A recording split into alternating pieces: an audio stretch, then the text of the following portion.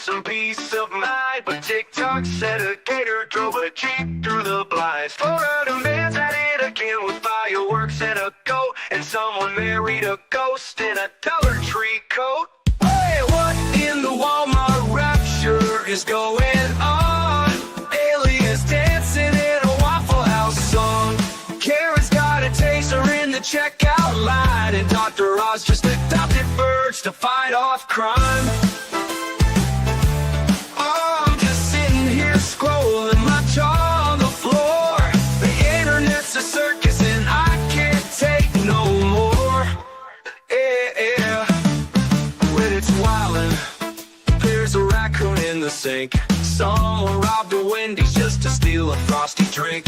A pastor's gone viral yelling about the end is near, while folks ride hoverboards in wedding gear. Hey, what in the Walmart rapture is this mess? Florida's a movie, but it's filmed in VHS. Someone fed meth to a squirrel named Dave, and now he's in a cage just throwing rave. I'm just Good morning, everyone. Welcome to the 1st of September. And as always, your early monthly reminder that if you have a subscription service, that you have to skip unless they charge you every month, remember, this is your first day to skip on Labor Day. Good morning, Squaw Bob and everyone. Good morning on this Labor Day, although we're not laboring, so I never quite understood it. That being said, we've got a lot of news and a lot of stuff going on. Our first story is actually a heartwarming and good story. An Army football player risked his life to pull a driver from a burning car as a downed power line sparked in an upstate New York crash. And I do have video. Now, you won't be able to hear it, but you can at least see what this gentleman did to save a person he didn't even know's life. They were able to get him out of the car and away from the power lines, which not a moment too soon.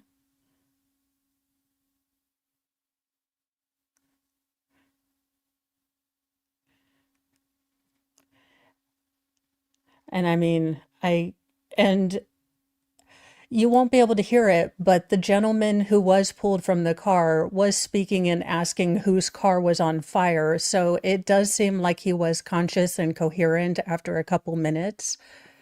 An Army football player was caught heroically pulling a man from a burning car in upstate New York after the driver had slammed into a utility pole, causing the power lines to spark around the wreck. Black Knights sophomore safety Larry Pickett Jr. didn't hesitate when he saw the car engulfed in flames on Route 9W in Fort Montgomery early Sunday morning. Pickett Jr., 20, was returning from dinner in New York City with his family when they noticed the crash and he sprang into action. There was no discussion. My son just jumped into action, Larry Pickett Sr. told the outlet. It's just amazing to see him in action, and it's just not surprising because we've watched him his whole life do amazing things. That is a proud dad right there. Greedy bloke. Good. That was good. The startling video was posted on Facebook by his father and shows his son fearlessly running toward the vehicle and pulling the man out of the driver's seat. Now, soon after moving the man to safety, the vehicle was fully engulfed in flames. Thank you, Jesus, that this man will live to see another day. I'm so grateful for my son, LJ, for saving his life, his father shared. And I mean, this is the kind of thing that, the military teaches you, but just being a good person and having really good parents that teach you, helping your fellow person, that's part of it too. Not only is he making an impact in the classroom and on the football field at the United States Military Academy at West Point, he's also making a difference in his community. Pickett Sr. credited his son's West Point training for giving him the courage to save the man's life. This is more than a display of leadership. It's a testament to the character West Point is building in him, a readiness to go into the line of fire, not just for his country, but for anyone who needs it, he wrote. Again, this is one proud dad, and I'm kind of proud, vicariously too. To see that courage, selflessness in action firsthand was truly incredible. Firefighters eventually responded to the crash site and were able to extinguish the blaze, according to Fort Montgomery Fire Department press releases. Pickett Sr. said he didn't know the man's exact condition, but believed his injuries weren't very serious. West Point also recognized Pickett Jr.'s heroic actions and wrote in a Facebook post Sunday that the young cadet running toward danger to save lives is the embodiment of Army values and warrior ethos. Now, Pickett Sr. also revealed to WRAL that even before his son attended West Point, he was driven by a desire to help others. I remember right before we brought him to West Point, he actually chased down someone that was shoplifting from a store in Raleigh, he said. So just a remarkable young man with a good head on his shoulder, good parents who instilled in him values, and seems to be doing good things and have a good future. I mean, just good. We needed good stories because, well, look, I would just like to say, this doesn't reflect on all of Indiana, and I'm sending these two to Snake Island. It's a curse, we've got a room for the wicked, the cruel, and the worst. If you lie, if you cheat, if your soul's made of bile, you're bound for the fangs and the venom in style. Oh, one-way ticket to Snake Island. Oh, let the conscience, less cowards and gaslighters go. No anchor, no lifeboat, no tearful goodbyes. Trust hissing and coming in cold-blooded skies. Back up your friend. I can't even play this video because it's too violent and YouTube doesn't like it. But if you'd like to see some cultural enrichment from the Hoosier state, my state to be exact, the Circle City, well, women in Indiana decided to beat down an employee in a disturbing viral video. Yes, Volstorm tagged me in it on the twit-twat, so I think you can see it through there, but it's all over. There are curse words. There is hair being pulled. There are women raging out. It's the proud moment. It's a proud moment. You get a little high fructose corn syrup in us, and we Midwestern women just don't know how to act. A shocking viral video shows a group of irate women beating up an Indiana Walmart employee as her coworkers desperately stand around. The coworkers desperately stood around with their fingers practically up their nose. I mean, you had like 3 dudes just standing there.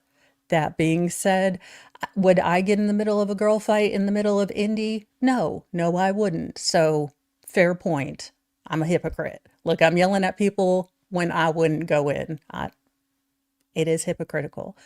Now, the disturbing footage filmed on Friday at Indianapolis Walmart and posted to Facebook by witness Kind Butler shows a woman in black restraining a female employee as 2 other women attack her in a checkout aisle.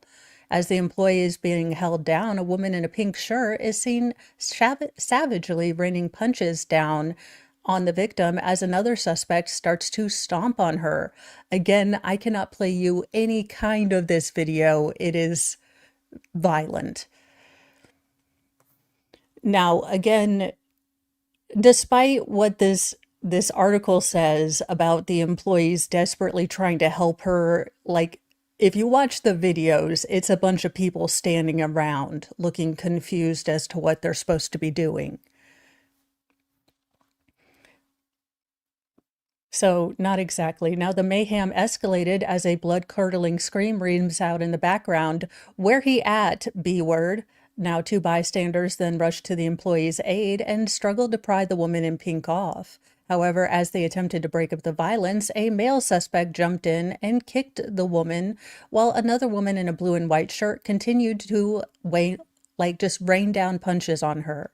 The coworker was eventually able to help the victim to their feet, but as they began to separate, the woman in pink hurled an object, then yanked the employee by the hair and kept swinging. Now, the male suspect then attempted to re-enter the chaos, but was stopped by Walmart staff. Now, finally, the workers were able to pull the employee away from the violent mob, while 2 Good Samaritans stepped in to hold back her attackers as they hurled insults at the victim before the video came to an end. It was insanity on site.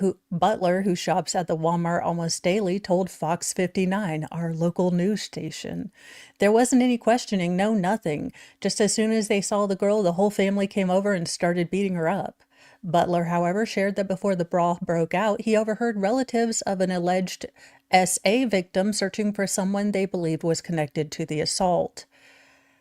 The victim of the attack, Tyreka Hicks, said that prior to being attacked at work, she was getting calls about how her friend had allegedly SA'd another friend.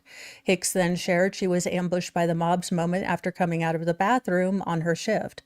All I hear is, there she go, then boom, the side of my head, and I feel someone hitting me, Hicks told Fox 59. Now, Hicks claimed to have known the woman accusing her friend of SA for years, but she was left puzzled as to why the mob targeted her since she herself was not involved in the incident. SA had nothing to do with me, Hicks shared. I wasn't even there, even if it did happen to protect him. I wasn't there to defend him either. Beech Grove police report for the SA obtained by Fox News 59 allegedly named Hicks as the other person in the document. However, Hicks said those allegations have been fabricated and she wasn't, or hasn't talked to any officers besides the ones involved with the fight. Now, the beaten employee told the outlet she's since been suspended by Walmart after the brawl, and the Post has reached out to Walmart. They haven't returned comment. Yeah. Again, as much as I joke about Lord Chippy being our pseudo anthropomorphic, vigilante justice person, it's a fun thing to think about and to pretend to think about in Minecraft allegedly, but we do not need your mom and them going to Walmart and making us look more Hillchuck than we already look as Indiana. Also, no-ish, Sherlock. Seriously. Not that I'm with the tourism board for that particular, I'm just saying it contains this Walmart. Proceed safely. But yeah, my claim to fame, apparently famous Walmart battles. Well, a red rum at Burning Man. Is Nicolas Cage okay? Or has the Beehive in Wicker Man, claimed another victim? A Burning Man attendee found in a pool of blood as cops launch a murder probe. And all joking aside, this man has a family, friends, and loved ones that care about him. So I do hope that the police are doing a good job and it will lead to justice. That being said, Nicolas Cage does need to do a status report because I do need to be made sure that he is okay. A man was found dead in a pool of blood at Burning Man Saturday night, just as a massive human-shaped wooden effigy was being torched in the Nevada desert, according to authorities.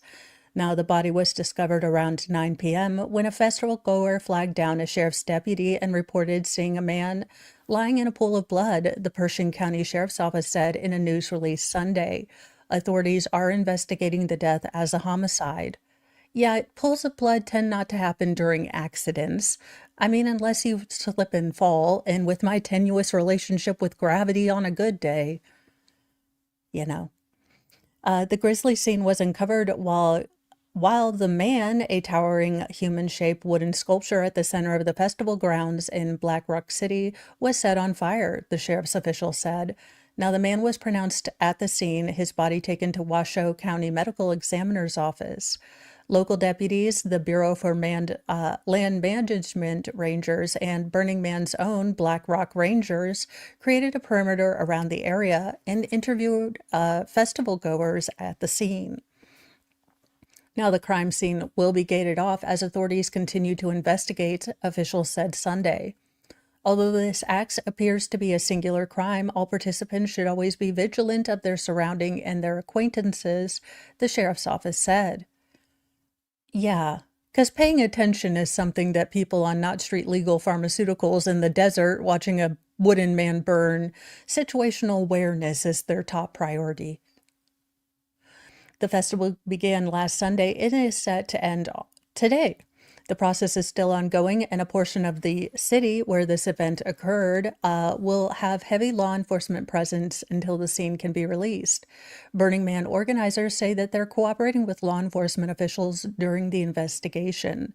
The Pershing County Sheriff's Office will be the primary source of further informations and releases. If you're in Black Rock City, do not interfere with law enforcement activity, the festival told, Burning Man burners. Like, what do you call them? Do you call them burners? Do you call them hippies? Do you call them people that enjoy going to the desert to be warm? And I don't know. Look, the desert just sounds like I don't like being too hot.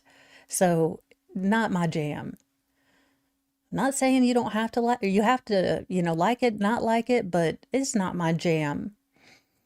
In an update, did want to keep you guys posted on the latest developments, or at least the latest releases that we're getting in this case. Bones discovered during the latest manhunt for Travis Decker, who is wanted in taking his daughter's lives. Now, authorities have uncovered bones in the latest manhunt for fugitive dad Travis Decker, the prime suspect wanted in the taking of the lives of his 3 young daughters. The 2-day sweep of campgrounds near Leavenworth, Washington, which involved more than 100 FBI Seattle agents alongside local law enforcement, concluded Tuesday and yielded a major development in the nationwide hunt that has gripped the public since early summer. Now, Fox 13 Seattle has reported Decker, an Army veteran with extensive survival training, managed to elude capture for almost 3 months. Investigations have been searching for Decker since June 2nd, when he failed to return his daughters to their mother after a scheduled visitation. Now, while initial assessments could not confirm whether the bones were human or not, the items were sent for forensic testing to Washington Central University's anthropology department to see if they could be linked to the search for Decker. Search personnel retrieved several items that are being examined to see if they are related to this investigation. Final results will take some time. Now, if the evidence warrants further investigation, law enforcement will respond accordingly. Chelan County Sheriff Michael Morrison told the station. Now, at this time, there's no conclusive information about whether Decker is alive or dead, but this is, an update. I'm sure we will get some information fairly soon. I don't know how long it would take to determine whether a bone is human or not, but I'm fairly sure it's something routine for the anthropology department. Now, the sheriff addressed the discovery of the potential remains, noting factors such as wildlife activity and environmental exposure, making it rare to recover a complete skeleton. We recognize that the potential is that it's not going to be a full skeleton, and if we were to find one or there's going to be bits and pieces missing because wildlife does tend to spread remains around. Now, so far, authorities have searched 247 acres in 3 major sweeps. Morrison told the station that additional campground and trail closures are likely as investigators continue their search. So again, something to keep in mind if you're in that area of the country, that, certain natural park and areas may be locked off to you because they're still looking for this guy. Well, in sad news, I never watched this show, but it's always sad when someone loses their life. Rock of Love contestant Kelsey Bateman has passed away at 39. Again, this is not my particular jam, so I don't know what she's supposed to be famous for. I guess a reality show. Is this the one where you're supposed to date Bret Michaels? I don't remember. I remember the Flavor Flav one is kind of where I jumped off the MTV reality train wreck thing because I discovered Sister Wives, which was a total new level of train wreck that I was sucked into. Former Rock of Love contestant Kelsey Bateman has passed away at age 39. Now, the reality show, who appeared on the third and final season of the hit dating show in 2009, passed away unexpectedly, her family told TMZ. Now, no cause of death has been revealed. The Utah native was just 21 years old when she went up against 21 other women vying to date rocker Bret Michaels. I mean, I guess everyone has a bucket list. Now, the show aired between 2009 and 2009, which I'm guessing that's a typo because that's the same year. Saw a group of female contestants go head-to-head to become the Poison frontman's girlfriend. Bateman, for her part, became one of the final 9 girls competing for a spot, but was ultimately eliminated in the 7th episode of the 3rd season. In that episode, the brunette star admitted she was getting too wasted with her fellow contestants, Farrah Sinclair and Ashley Calrich. I ended laying there on a speed bump, bawling my eyes out, but you know what? I'm here and I'm ready for whatever Bret has to say to me, she said in her confessional. Yeah, I'm sure. I have never had the particular confidence to put that bra and that top together in combination and go on public television, but there you go. Also, I don't get it. I really don't. But I mean, hey, I can't be the only girl that's gotten drunk and late on a speed bump, let's be honest. No, I think that's a kind of unique and singular specialty that you have. Now, the rocker 62 admitted at the time that life on the road didn't provide him with the right circumstances for kickstarting any kind of relationship. At some point, I looked over during the concert and you were no longer there, he said, at the time after telling Bateman she couldn't handle his rock and roll lifestyle. And at some point you were laying on a speed bump, talking, saying you couldn't handle this any longer. I think the fact that you're needing to be who you're not, the fact that you drink this much, I think you're awesome and a beautiful girl. And I said, sometimes I have to make decisions for people. So my decision for you is that I'm going to let your tour end here, he added in the episode. Again, yes, I'd like to be humiliated on national television and told I'm a drunk. Interesting. So I, all jokes aside, I am sorry for her family's loss. This does appear to be incredibly unexpected, and I hope that they are getting the support and comfort they need to navigate this time. And I don't understand why everyone wanted to date Bret Michaels, but I didn't understand why anyone wanted to date Flavor Flav. So there you go. There are some paradoxes that not even Fairmay can understand. Well, continuing with 80s rock, you won't believe what novel thing chases away wolves from livestock out west. Well, if anyone has had to do the Thunderstruck challenge with jumping jacks or burpees or push-ups, yeah, Thunderstruck would make me, run away too. Hell's bells. Researchers are preventing marauding gray wolves from mauling herds of cattle out west by blasting tunes by AC/DC from drones. U.S. Department of Agriculture biologists are finding that the classic rock group's hit tune, Thunderstruck, and sounds from Hollywood flicks can leave wolves shaking all night long and away from valuable livestock near the California-Oregon border. Interesting. Oh, holy cow. I would be dead. I'm such a lightweight, though. The wolves are frightened of novel things, said Amrock Weiss, a wolf advocate with the Center for Biological Diversity. I know that that in the human imagination, people think of wolves as big, scary critters that are scared of nothing. But in reality, not so much, the researchers found, and it's not just Angus Young's riff that shoo the wolves away, but other tunes, human voices, clips of Scarlett Johansson and Adam Driver from the 2019 hit film Marriage Story also have wolves fleeing in fear. I do remember covering that marriage story was something they used to scare livestock. It also scared me into not wanting to watch a movie.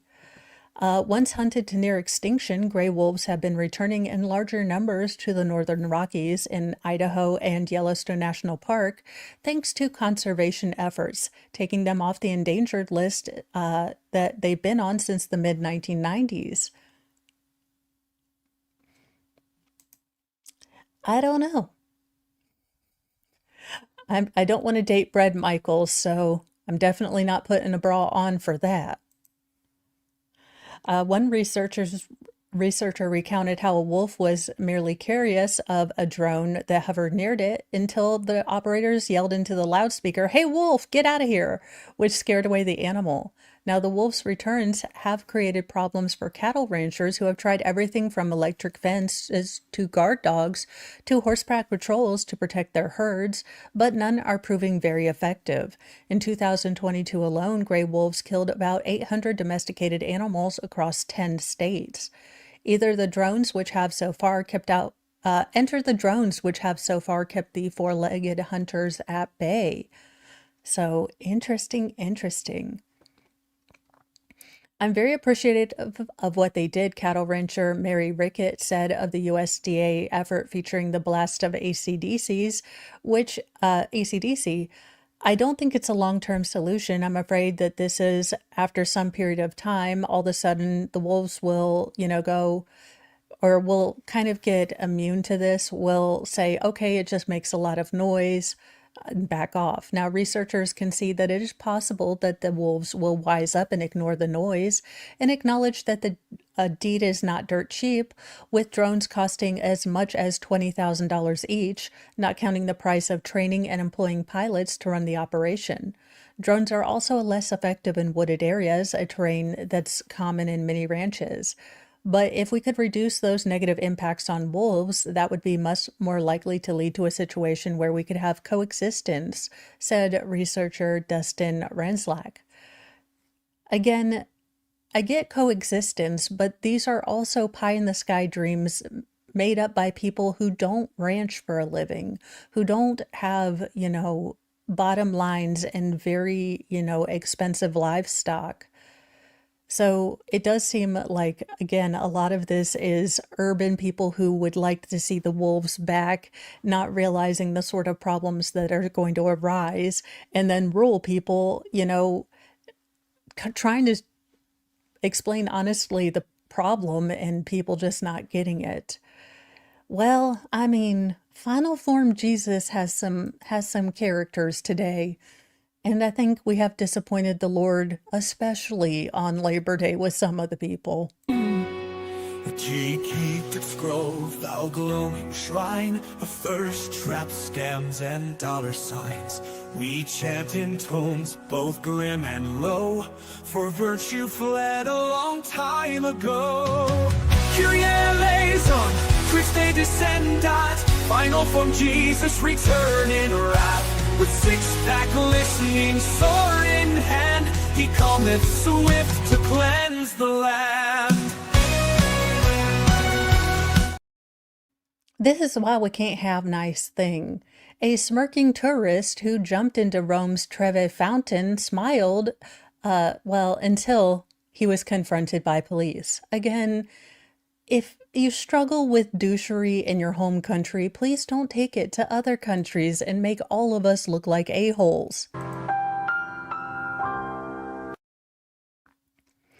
At least he's not American, and I say that as someone who just covered a Walmart brawl that took over my state, basically.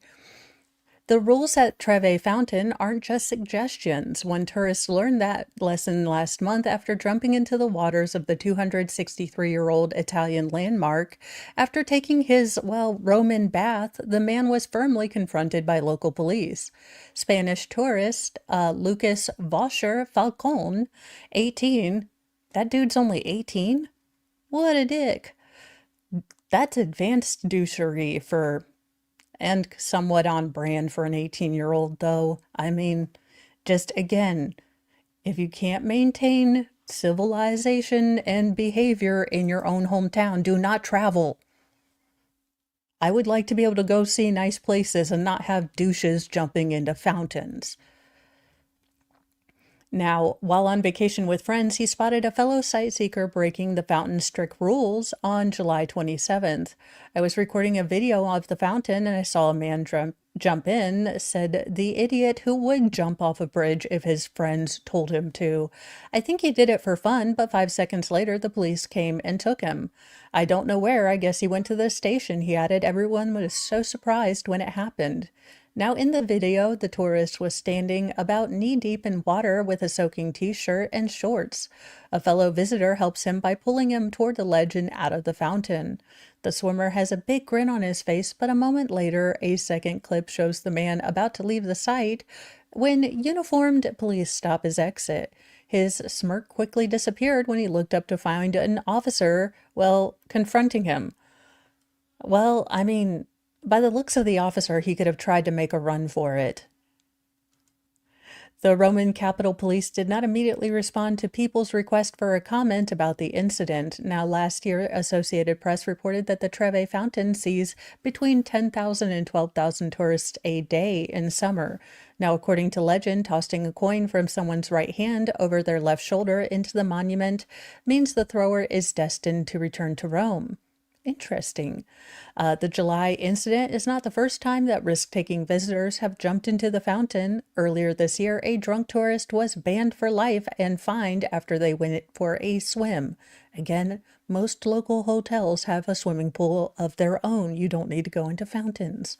On March 3rd, 3 tourists from New Zealand jumped into the landmark. According to CNN, the group was escorted out of the area by Rome Capitol Police, and a 30-year-old man broke free and returned to the water.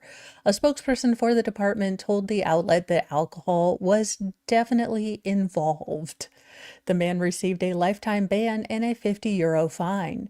So, again, don't be a dick out in public. I don't know who needs to tell you this. And, well, bless his heart. I mean, I'm glad he's feeling better, but that's a choice.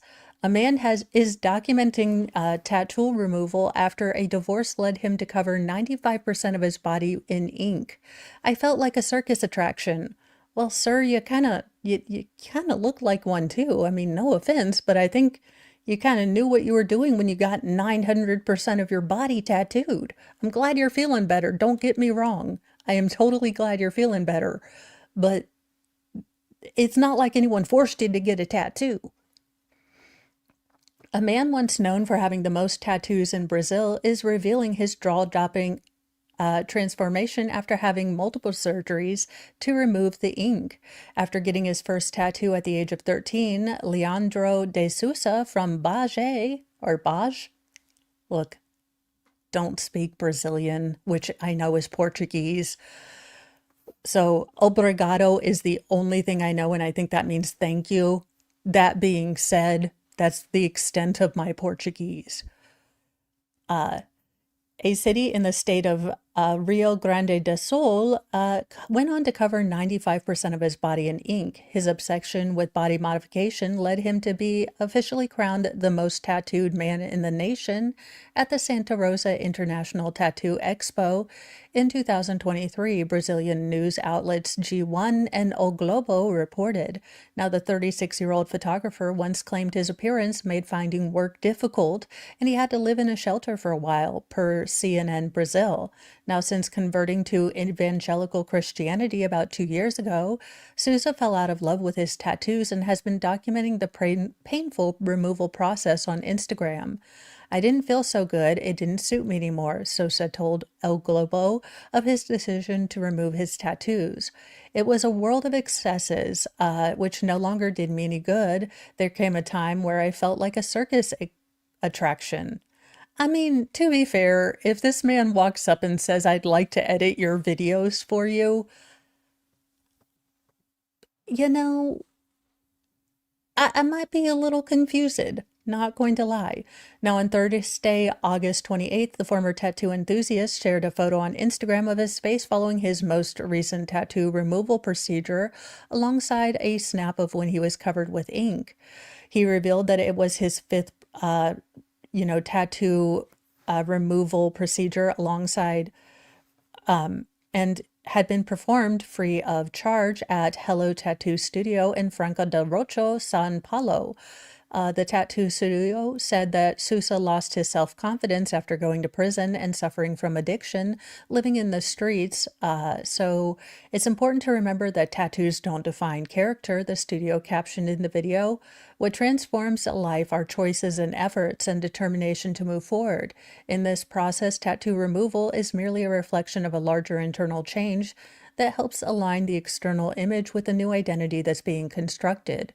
When we heard that Leonardo said dignity has been restored, we understand that our work goes far beyond aesthetics. Each session also represents the opportunity to witness stories of overcoming obstacles.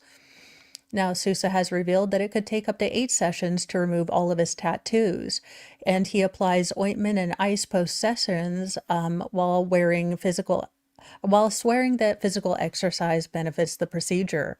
If you imagine that a person goes there to remove from their finger already complains of pain, imagine a session on the entire face, which involves 3 kinds of lasers. There's the first for the removal, the second, the CO2, to rejuvenate and not leave a stain, and the third is a type of sealer. I mean, good for him. And I'm glad he's feeling better. Don't get tattoos on your face. Look, as your unlicensed, unbonded, and unreliable life guru, Mama Mo says, don't get a tattoo on your face. You will have regrets. That being said, I'm glad he's doing better and he feels like he's gotten over his struggles, but still, no face tattoos. And possibly the funniest, most embarrassing, and thank God it didn't happen to me stories that I've ever seen. This story. A traveler was interrogated over a mysterious white powder found in her carry-on by airport security, but they are stunned to learn what it really is.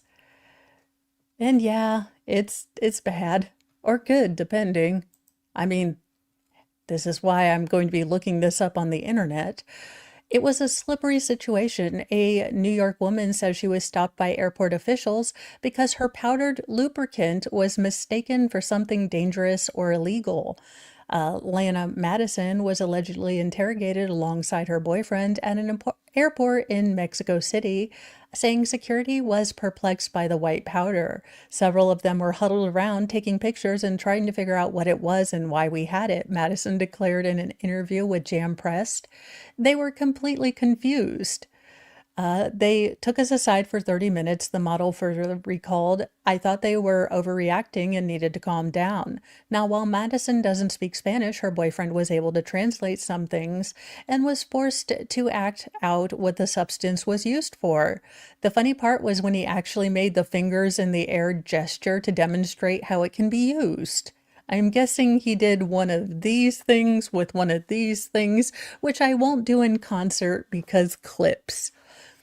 Soon, red-faced officials realized that the power wasn't illicit, but Madison was far from embarrassed. It's a concentrated powder containing polyethylene polymers, the same ingredients as bubble solution in slime recipes. We mix it with water to make it slippery and use it as lube. Why? It's easier to pack in one bottle, makes about 11 liters of how liters? What in the P. Diddy? Eventually, after a lot of discussion and realizing that we weren't criminals, just degenerates, they let us keep the lube. However, the bombshell has learned her lesson, and she says she'll be sure to pack the powder in her checked luggage in future to avoid any unwanted interrogations. Not looking this up. Guys, I'm just gonna say maybe you don't need 11 liters whenever you go somewhere, but holy God, what is wrong with people? There you have it. Those are the final form Jesus stories that you never knew you always needed this Monday. Well, in an update, it looks like, and again, I haven't been following this case extremely closely, but I have touched on this. It does look like one of the larger uncontacted tribes in the Amazon has been increasingly close to possibly making contact with the outside world due to logging and sort of development industries that are going through the Amazon.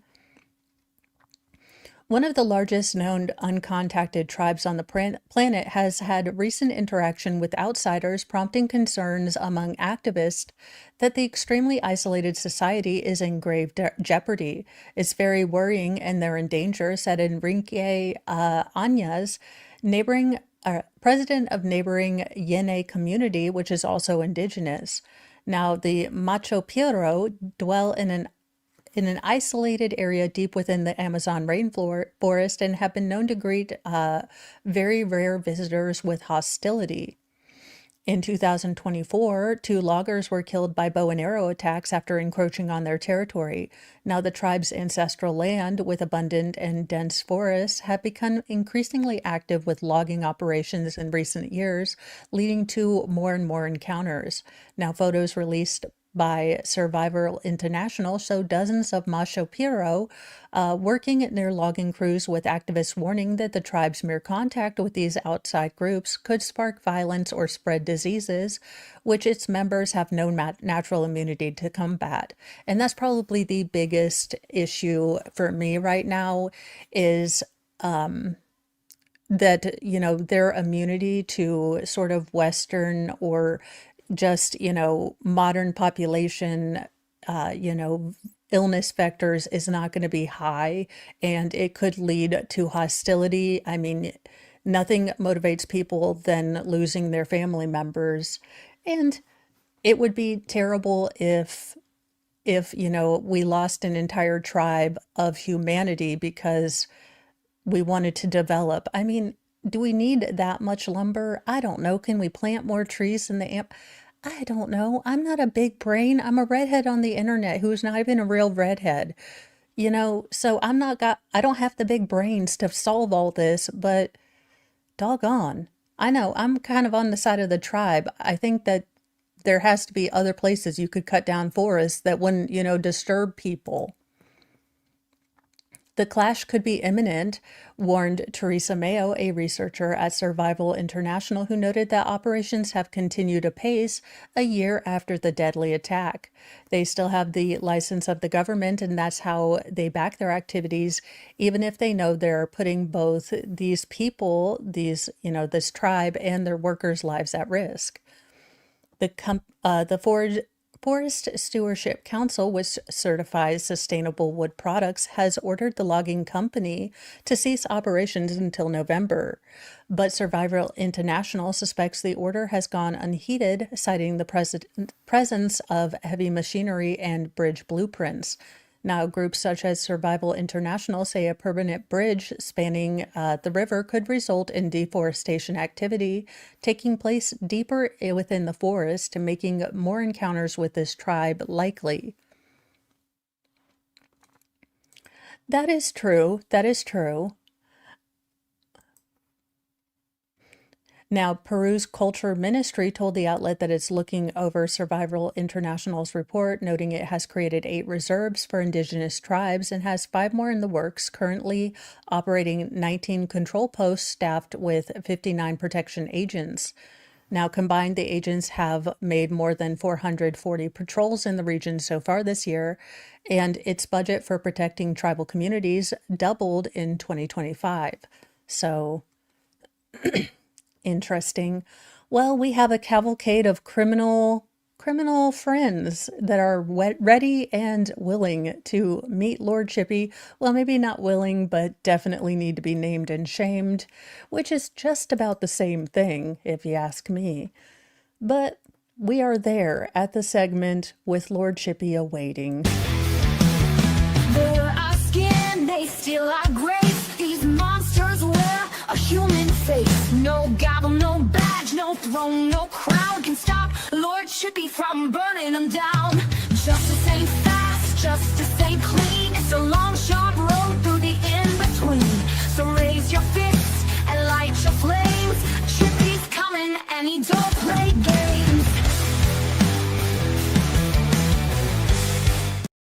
Please don't let this be Indiana. Please don't let this be Indiana.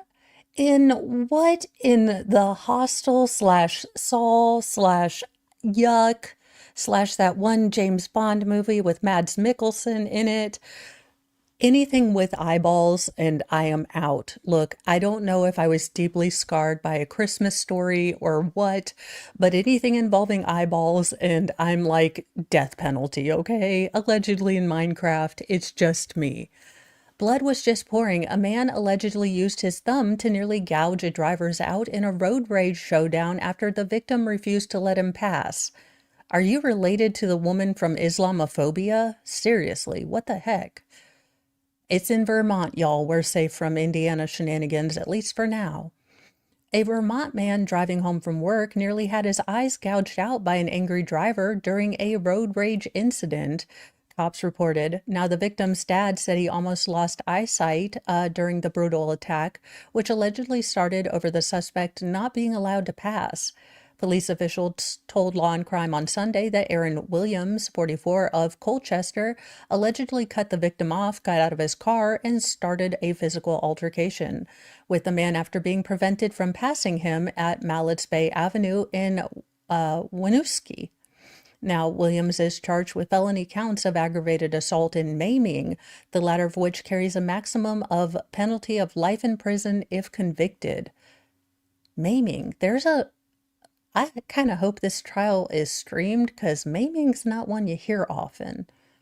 Also, I do hope that the victim's okay because giblets in a handbasket. What the hell is wrong with people? Now, the victim, a man in his mid-40s who has not been publicly identified, was driving along, Mallett's Bay Avenue around 8:30 p.m. when Williams began tailgating him, then attempting to pass, according to police.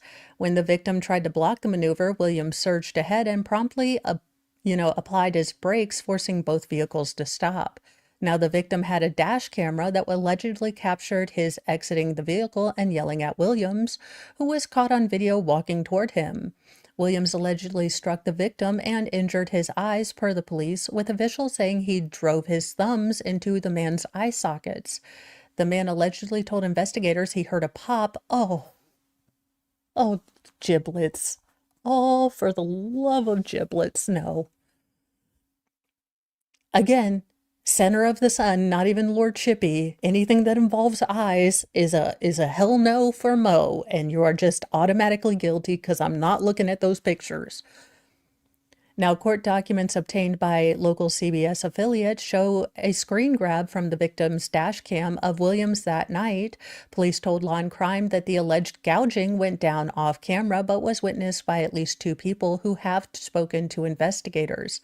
The victim was taken to the University of Vermont Medical Center and underwent emergency surgery for his injuries. Now, doctors told the local outlet that he is expected to regain vision in one of his eyes, but not both.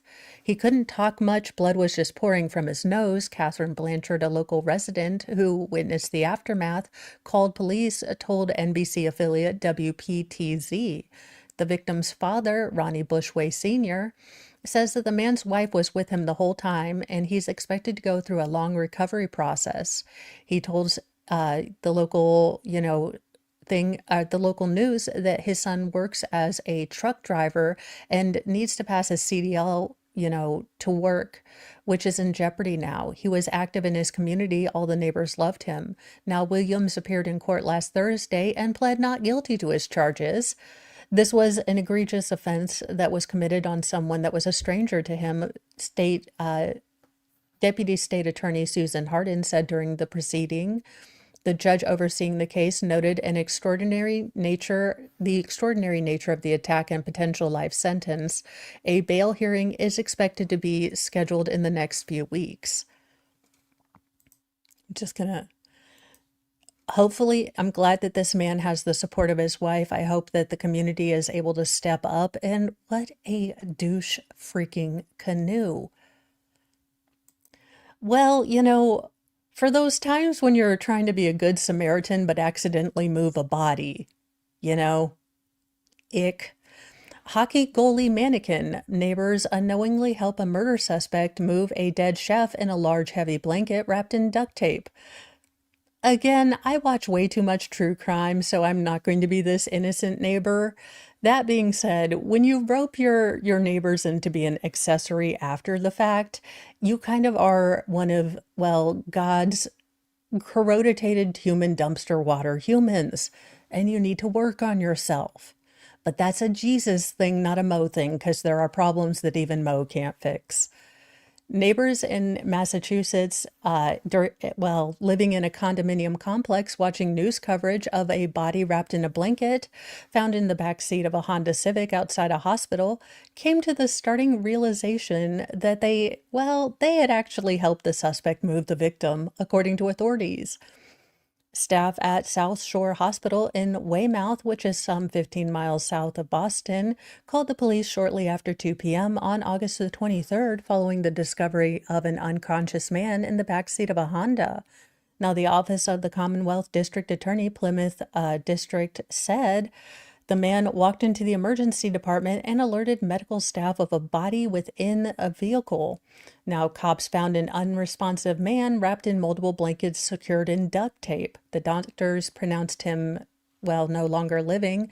The suspect fled before cops arrived on the scene, but he was identified as 27-year-old Declan Perry. Now, as detectives investigated, people who lived at the condominium complex in Stickatite called with critical information. They claim to have helped one of their neighbors move a large, heavy blanket into a black Honda Civic. Now, the man, identified as 42-year-old Christopher Karen, told them that inside the blankets was a hockey goalie mannequin, which usually was filled with water, according to a local Fox affiliate. Now, I don't know if these hockey mannequins that you fill with water exist, but sounds kind of sus to me. Massachusetts State Police on Friday obtained a warrant for Karen's arrest on a murder charge. Now, he turned himself into police on Saturday afternoon, according to prosecutors, and has a court date scheduled for Tuesday. Cops collected several items of evidence from the condo. Those included clothing, surveillance cameras, and swabs of suspected blood. Investigators have yet to release a motive, but say that the suspect and the victim know each other, but they have yet to release Perry's cause of death. Now, a local ABC affiliate reported that Perry was a chef who lived in Portland, Maine, and Perry's friends told the outlet that he was a talented chef who worked as a head cook at a local restaurant called the Grill Room. So I am sure that this is going to be one that we are going to want to cover because, again, when you make your neighbor's accessory after the fact, it's a bit interesting. Also, who bought the hockey goalie? I mean, you could have been moving a fembot. If you can't say anything nice, apparently just don't go to the baptism. A teen who shattered a baptism by bringing a force multiplier and shooting the baby's father has claimed self-defense. Now, it looks like the family already meted out some justice or someone resisted the police. A Texas teenager who got into an argument with his family at a baptism celebration allegedly shot the baby's father after being confronted about, firing the force multiplier at the party. Leonardo Assis Campos Torres, 19, was arrested in early morning hours of July 27th after gunfire broke out at a family gathering. Now, according to an arrest affidavit obtained by Dallas-based Fox affiliate KDFY, Torres reportedly was confronted by 35-year-old Christian Gabriel Montez over the younger man reportedly firing the handgun at Montez's vehicle earlier that evening. These are not toys. Like I tell my children, force multipliers are not toys, and if you ever find any laying around anywhere, you put it down, it is not a toy, and you come get mom and dad.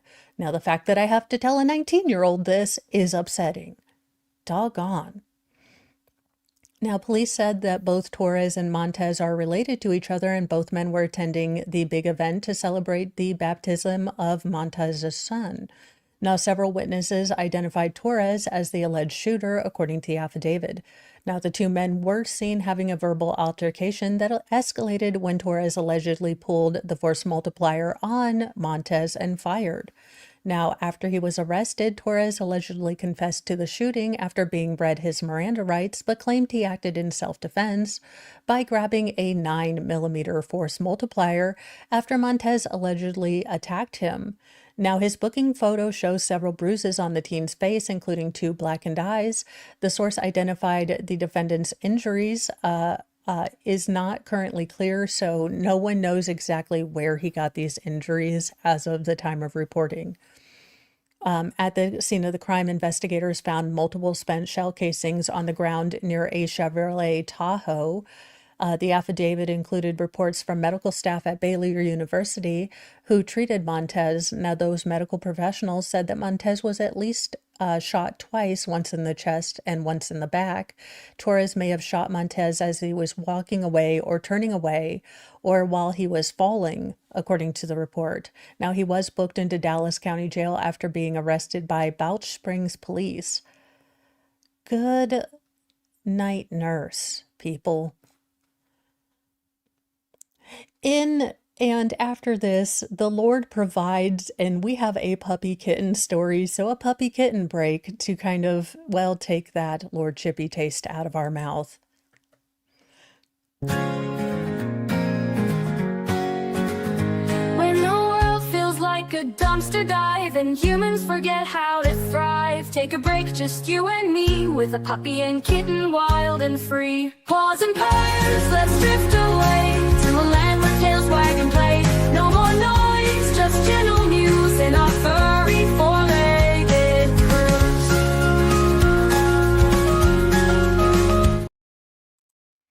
A caregiver has adopted a dementia-stricken patient's rotund 50-pound dachshund, got a brand new life. That's good. An in-home caregiver adopted her dementia-stricken patient's dangerously obese dachshund in late May to try to return the pup to a healthy weight and found a new member of her family for life. Tegan Strickland met her patient's dog Daisy on her first visit to the home. While the elderly patient's daughter was showing Strickland inside, she offhandedly added that her mother had a very fat dog that was frequently overfed. This is what Thor would look like if I gave in to his desires. Strickland was expecting a heavy-set dog, maybe 10 pounds above average, but instead she found sweet-faced Daisy, who weighed a staggering 55 pounds. I laid eyes on Daisy for the first time, and there were no words to describe what it was like to see Daisy in person for the first time. I was very shocked. She was very heavy-set, Strickland told People. Over time with her patient, she tried to steer the elderly woman toward changing feeding habits of the dog, but her patient's memory, compromised by dementia, she struggled to improve the pup's meal limits when he was left alone. If you're familiar with dementia, that's a losing battle, and that didn't work out. I sat down with some of the family and asked, "Can you surrender Daisy to me so I can attempt to rehabilitate her health?" Strickland told the outlet. "Oh my God, this is the greatest picture ever made. I know it's not healthy for the dog, but that is hilarious." They agreed, and I know that was a weight lifted off their shoulder to not have, this dog and health issues to care for anymore. The moment Daisy was in her arms, Strickland made a mad dash to the vet. After they came up with a weight loss plan for the pup, she took Daisy home and quickly realized that the obese wiener dog could barely walk. We didn't take her anywhere. She sat in the corner of my house. We'd carry her outside to go potty and then carry her back to her corner. 3 months after starting the diet, Daisy is down 10 pounds. Her rotund pooch is still working through health issues likely brought on by her obesity, including hypothyroidism and gallbladder sludge. Her teeth were also rotting and needed to be removed under anesthesia when she loses enough weight so she can safely do it. In the wake of stacking vet bills, Strickland's veterinarian recommended starting a social media page to try to garner support for the ailing pup. Many dog lovers quickly latched on to Daisy's journey and weight loss progress, while others have mistakenly slammed Strickland under the belief that she had Daisy for years and made her so heavy. Still, Strickland couldn't bring herself to blame the growing mob. I'm well aware that Daisy is a shocking sight. I relate to the anger that they felt, and I felt the same emotions when I first laid eyes on her. How did she get this far into this condition? People are concerned. People love animals, Strickland told the outlet. Now, Strickland hopes to combine Daisy's journey with human health-related content on her social media page, including education on dementia, which would be helpful because we did walk through a season where one of our family members had very quick onset dementia, and it is such a hard, confusing, all-consuming thing that happens in your life, and you love the person that you're losing right in front of your eyes. So I would be happy for any support or tips that she knows from her journey walking through it. For now, she's sticking with Daisy, who can finally make it to the park after getting her vaccination updated.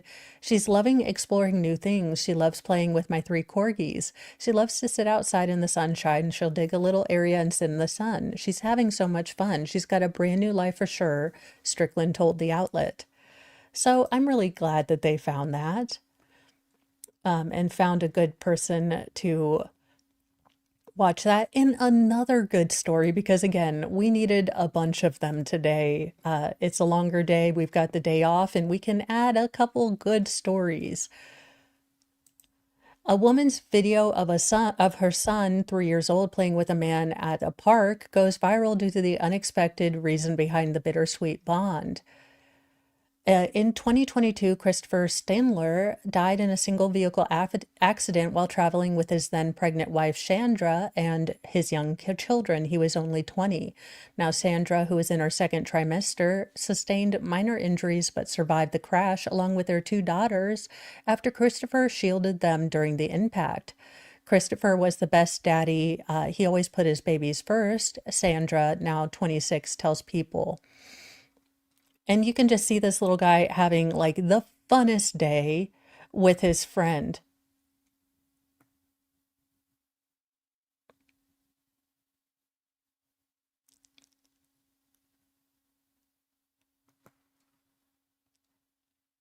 Y'all, I'm not gonna lie. This made me tear up a little bit. Not gonna lie. And I didn't think I had feelings like all that much, but I actually do. She met Chris in school. Oh, what? Okay. She and Christopher met in school where they were together for 9 years, building a life, from a very young age. In 2018, they welcomed their first daughter, though he was just 16 at the time. Christopher was determined to give his family the best life possible. Now their second daughter was born in 2020, and they discovered that they were expecting their third child in late 2021. Sandra says, more than anything, Christopher cherished being a father. I know it was the role he loved the most in the world. He was kind, caring, and very respectful to everyone he had contact with. He always loved to help others any way he could. Recognizing the profound impact of organ donation, Christopher made the thoughtful decision to register as a donor only a few months before the deadly accident, choosing to give the gift of life in the face of tragedy. Following his death, Christopher's heart was donated to a man in need of a life-saving transplant, Dominique Wilson. Wilson had been diagnosed with cardiomyopathy, a type of heart disease that makes it harder for the blood to effectively pump around the body, causing shortness of death, fatigue, and sudden cardiac arrest. Or Beaches, it killed Hillary. Just saying. It was Christopher's heart that ultimately gave Wilson a second chance at living. It wasn't until 2 years after Christopher's death that Chandra learned the recipient's identity and decided to reach out. When I first found out about Dominique, all I wanted to do was make sure he was doing okay after the transplant and how his life was. I'd waited 2 years to meet him, Sandra revealed. When they finally connected, there was an immediate sense of familiarity, as if she had known him her entire life. It was the best day ever. She said, I felt like I could finally breathe, like Christopher was there.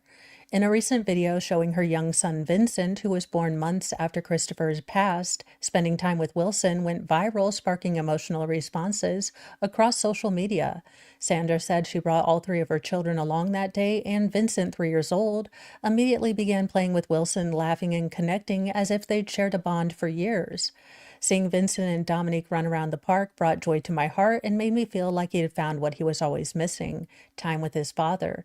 Sandra says Christopher loved the playground. He was a kid at heart. And when Dom was playing with him, he brought me so much happiness. For Chandra, it felt as though Christopher's presence was there that day, subtle but undeniable. That day in the park, I smelled his cologne and it made me experience, seeing Vincent and Dom together even more amazing. Vincent felt a connection to Dom and he placed his little hand on his heart so he could understand that his daddy was there.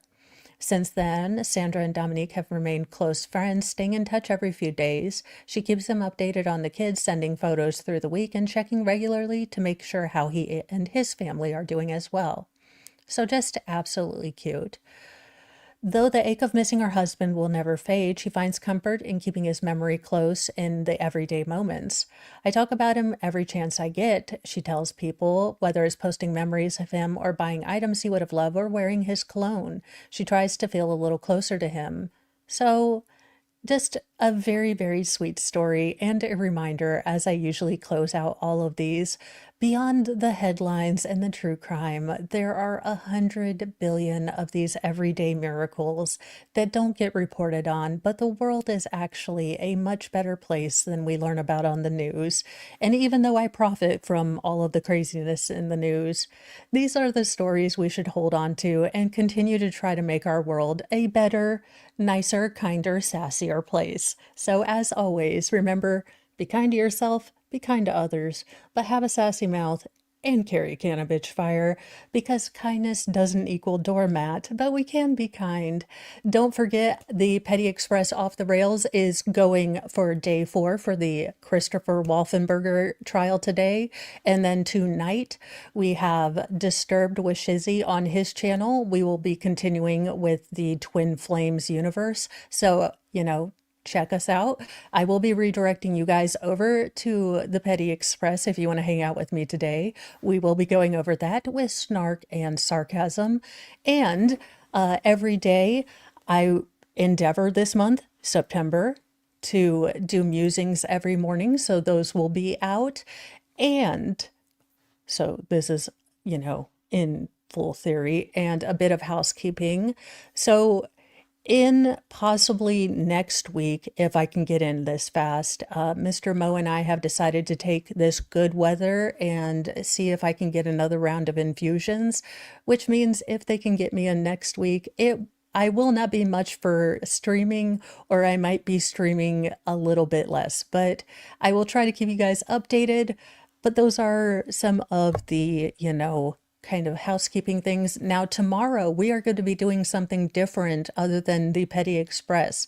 We will be covering the press conference where cold case detectives are going to break down whether Buford Purser from Walking Tall fame was actually, a hero or a monster involved in his wife's untimely death.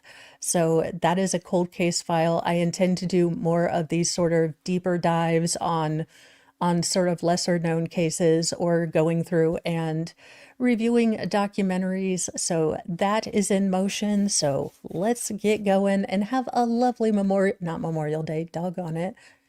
Labor Day, if I don't hang out with you, hang out with your family, have fun, or hang out here and have fun. I will see you in just a little bit, you guys. Bye.